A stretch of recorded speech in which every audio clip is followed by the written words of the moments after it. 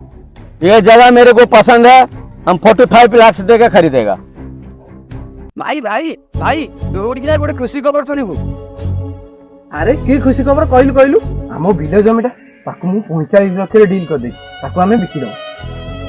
अरे तू ये कौन कहतु जो जमी हमको सबुदिन खाइबा को दउची जो जमी आम छोट बेलू बढ़ीचे ताकू तू बिकी दो बोली बाहरचु तते को धर्म छड़ा हो गलानी केते दिन अभाव रे चलिबा।